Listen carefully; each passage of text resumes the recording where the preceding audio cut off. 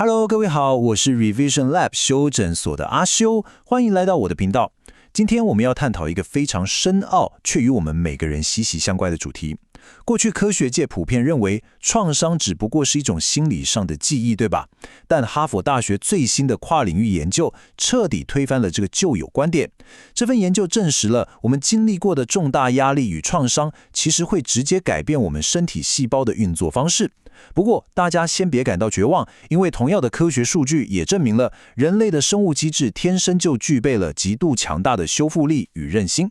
今天我們就要來拆解這份隱藏在我們體內的創傷藍圖，並且找出啟動韌性的科學方法。身為一個喜歡深挖數據與底層邏輯的分析師，我保證今天的內容絕對會顛覆你對人體與心理學的既有認知。今天的內容，我們規劃了5個明確的分析階段。首先，我們會從微觀的創傷的細胞記憶開始談起，接着進入大腦警報器機制。第3部分探討壓力類型的差異。第4部分解析巨觀的社會政策的防護。最後，我們會探討如何啟動平反的魔法。第一部分，創傷的細胞記憶。讓我們先來看看細胞究竟是如何記住壓力的。在進入深層次分析之前我們必須先建立一個核心認知：創傷絕對不僅僅是心理回憶而已，它是一道真實存在的物理記憶。很多人誤解為重大的創傷是罕見的極端事件，但哈佛大學的流行病學數據給出了一個驚人的事實：無論是在美國還是全球各地，高達75%到80%的人口在其一生當中都會經歷某種形式的重大創傷。這個極高的比例清楚地告訴我們，創傷其實不是少數人的專利，它是全人類共同面臨的普遍現象。其實，當我們切換到宏觀的演化視角來看待這個數據時，我們就能理解，人類的演化歷史本質上就是一部不斷遭遇生存危機，並且努力克服創傷的歷史。既然有這麼高比例的人都經歷過極端壓力，那麼我們的升級底層機制必定有一套相對應的記錄與應對系統。這裡我們需要引入一個非常關鍵的科學概念，叫做表觀遺傳學。這門學問揭示了一個震撼的事實：我們的細胞擁有獨立於大腦神經元之外的記憶能力。大家可以把我們的細胞想象成一本精密的生物學賬本。當你經歷過度強烈的壓力時，這本賬本就會自動記錄下這些負面的環境暴露。這就像是在我們身體的硬碟底層被偷偷寫入了一段隱藏的程式碼。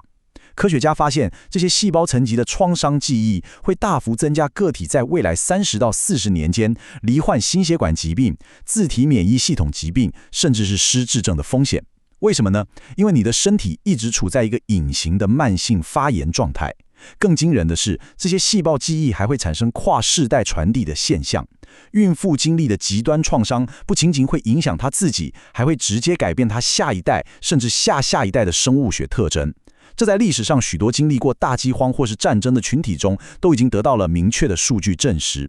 在醫學領域，這構成了一種明確的劑量效應關係。簡單來說，就是個體累積的逆境種類與數量越多，健康受到嚴重衝擊的幾率就會呈現指數型的上升。科學數據證實了，即使一個人具備非常卓越的壓力應對技巧，也擁有良好的社交支持網絡，但當生活中的創傷壓力累積到某個極高的劑量時，例如同時面臨失業、親人離世以及嚴重的財務危機，這股巨大的壓力依舊會徹底擊潰人體天然的防禦機制。人體的緩衝系統是有物理極限的，一旦超過了這個極限，內分泌系統就會全面崩潰，進而引發實質的生理與心理疾病。這段分析告訴我們一個重要觀念：千萬不要總是怪罪受害者不夠堅強，因為在絕對的壓力劑量面前，生物學的極限是無法單靠所謂的意志力來克服的。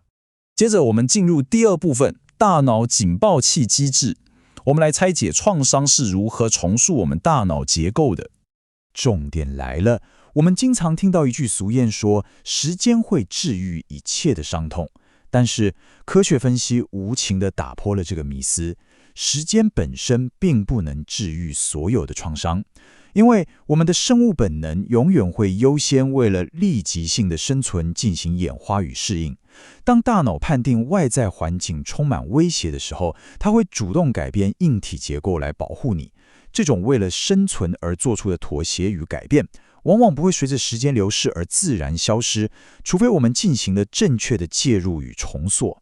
我們大腦中有一個區域叫做杏仁核，它主要負責處理情緒與威脅的偵測。在經歷過創傷的兒童大腦當中，科學家觀察到，他們的杏仁核變成了一個過度校準的警報系統。舉個實例來說，當一般人看到一張沒有表情的中性臉孔時，大腦通常不會有太大的反應。但是，曾經暴露在暴力環境中的兒童，他們的杏仁核會對這張中性臉孔產生極度強烈的反應。為什麼會這樣呢？我們從演化的角度來思考，在一個充滿危險的叢林環境中，你把風吹草動誤認為是老虎，頂多就是虛驚一場，浪費一點體力。但如果你把真正的老虎誤認為只是風吹草動，也就是錯過一次潛在的威脅，這絕對會導致致命的後果。因此，受過創傷的大腦寧可將警報系統調到最敏感的極限狀態，寧可錯殺100，也不願放過任何一個潛在的威脅，以此確保個體能夠隨時準備戰鬥或是逃跑。這種過度敏感的杏仁核反應，在短期內確實是一道非常完美的生存適應機制，但是短期生存的代價卻創造了個體長期的脆弱性。哈佛大學的研究團隊在波士頓馬拉松爆炸案的幸存兒童以及參戰軍人的腦部掃描數據中都發現，擁有高度敏感杏仁核的人，在未來發展出創傷後壓力症候群，也就是大家常聽到的 PTSD 或是其他嚴重心理疾病的幾率，遠遠高於一般人。大腦為了讓你活過今天，犧牲了你明天的心理健康。這也是為什麼很多退伍軍人回到安全的和平社會之後，只要聽到汽車排氣管發出巨大的聲響，依然會本能地趴在地上，因為他們的警報系統還卡在戰場上的設定，無法輕易關閉。來到第3部分，壓力類型的差異，我們將為您深度解析不同創傷所造成的破壞路徑有什麼不同。科學家將早年逆境分為2大類別：威脅與剝奪。威脅包含了身體暴力或是受虐，這種創傷會導致我們剛剛提到的杏仁核過度活化；而剝奪則是指嚴重的忽視，例如在孤兒院中缺乏照顧、缺乏言語與情感交流的兒童。研究數據發現，剝奪並不會過度刺激杏仁核，相反地，它會嚴重阻礙大腦中負責認知功能與社交發展的區域生長。大腦的運作機制原則上是用進廢退。當一個孩子長期得不到情感與外界刺激的輸入時，大腦為了節省能量，就會主動修剪掉那些負責學習與社交的神經回路。這項發現證明了不同的壓力來源，雖然我們都統稱為創傷，卻會在生物學上留下截然不同的結構性破壞。我們繼續聊下去。雖然創傷的種類不同，破壞路徑也有差異，但只要具備相同的核心成分，就會引發完全相同的生理反應。哈佛公衛學院的數據顯示了一個反直覺的結果：經歷過直接肢體攻擊的受害者與遭受無肢體接觸的長期跟蹤狂騷擾的受害者，這兩者在未來罹患心血管疾病的風險竟然是完全一致的。這是因為他們共同具備了威脅這個核心成分，進而引發了體內皮質醇，也就是壓力荷爾蒙的異常大量分泌。也就是說，不論你的身體有沒有受到實際的物理傷害，只要大腦判定生存受到威脅，下視丘、腦垂腺與腎上腺這個壓力軸線就會瘋狂運轉。長期下來，過量的皮質醇毒性就會像強酸一樣，慢慢腐蝕你的心血管系統。你的大腦其實分不清實體的拳頭和心理的恐懼，身體所承受的內部破壞是完全相同的。接着是第4部分，社會政策的防護。讓我們一起來看看巨觀的社會免疫系統是如何運作的呢？簡單整理一下剛剛的內容。既然我們現在確切知道創傷對生物體的細胞和大腦破壞如此深遠，那我們到底該如何防範？現在我們要把視角拉伸到宏觀的系統性解決方案。根據一份針對全美12000名兒童的大型長期追蹤數據顯示，貧窮這種慢性壓力會直接導致大腦海馬回萎縮。貧窮就像是一個在你手機背景不斷運行的極度耗電程式，每天都在消耗父母與孩子的認知頻寬。但是在那些擁有完善社會安全網、提供實質現金補助與住房支持的州別，我們看到了非常驚人的結果。州政府的現金補助就像是整個社會的免疫系統，它讓貧窮導致兒童罹患焦慮症與憂鬱症的比例大幅減少了2/3，同時更在物理層面上保護了兒童大腦海馬回的體積不受萎縮影響。哈佛學者明確指出，思考政策層面的解決方案，顯然能為我們帶來最大的投資報酬率。這句話蘊含着極深的管理與邏輯分析思維。我們當然需要為受創傷的個體提供1對1的心理治療，那是屬於零售層面的修復。但如果我們能推動穩健的住房與現金支持政策，我們就是在進行批發層級的源頭預防。這能在極大規模的群體層次上，從物理層面直接保護兒童的大腦發展。不穩定的住房與3餐不繼的恐懼，會直接轉化為大腦的神經毒素，而良好的社會政策就是最有效的神經保護劑。改變社會政策，實際上就是在實質改變整個世代的大腦結構。最後進入第5部分，啟動平凡的魔法，我們將見證人類戰勝逆境的終極韌性。接下來這點超級重要哦。長久以來，我們普遍認為治療創傷的唯一途徑就是透過傳統的談話性心理治療。大家坐下來，慢慢回顧過去的痛苦經歷。但如果創傷是深深刻印在細胞與大腦深處的結構裡面，單純的語言談話真的是唯一的解藥嗎？許多嚴重的創傷患者其實根本無法用言語來表達他們的經歷。這時候，科學家開始轉向尋找由下而上的身體介入療法。這裡有一項突破性的研究，比較了傳統的認知處理療法與創傷知情瑜伽，結果發現，完全不涉及任何言語交談，純粹專注於身體感覺與自主權的創傷知情瑜伽，在降低 PTSD 症狀的效果上，竟然與業界頂尖的認知行為療法完全一樣好。為什麼會這樣呢？因為對於經歷過嚴重創傷的人來說，他們的身體往往曾經是一個失去控制了犯罪現場。瑜伽透過緩慢的呼吸與肢體動作，幫助他們重新拿回對自己身體的控制權。這項實驗證實了，透過身體本身的實踐，我們也能夠有效地重新校準失衡的神經系統。這為無數無法透過言語表達創傷的患者，開啟了一扇全新的療癒之門。這絕對是現代心理學與神經科學上的一個重大典範轉移。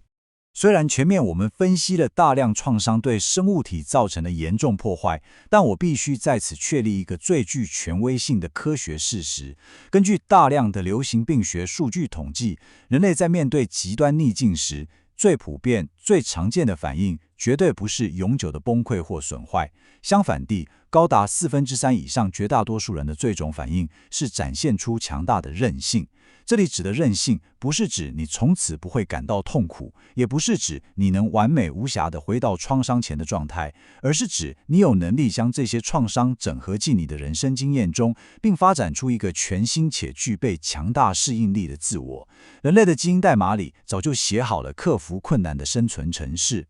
明尼蘇達大學的研究者將這種強大的韌性稱為平凡的魔法，因為構成這種韌性的元素並非什麼昂貴或遙不可及的高科技醫療。科學已經證實，最強大的保護因子就是簡單的人際情感連結。對於一個身處極端逆境的兒童來說，只要他的生命中能擁有一個給予他穩定支持的成年人，無論是老師、教練還是鄰居，這單單一個人的存在就足以緩衝最嚴重的生物學破壞。為什麼？因為安全的情感連結會促進大腦分泌催產素，而催產素可以直接中和皮質醇帶來的神經毒性，加上社會網絡的支持、堅毅的決心以及尋找生命的意義，這些看起來微不足道、再平凡不過的元素，就能在我們體內啟動最強大的防禦魔法。最後總結今天的3大重點：第一，創傷會實質改變細胞與大腦結構，這是一個無法否認的物理事實。第二，系統性的宏觀社會政策是保護孩童神經發展的最強護盾。第三，人類的生物本能充滿了不可思議的修復韌性，就像著名心理學家維克多·弗蘭克所說的，在受苦的過程中尋找意義，能夠徹底扭轉長期的生物學結果。如果你曾經經歷過創傷，並且正在努力偵查，請你記住，單單是你今天能夠在這裡聆聽這段高濃度的知識分析，努力想讓自己變得更好，這就已經證明了你是一個真正的幸存者。你的存在本身就是一種最高級的韌性展現。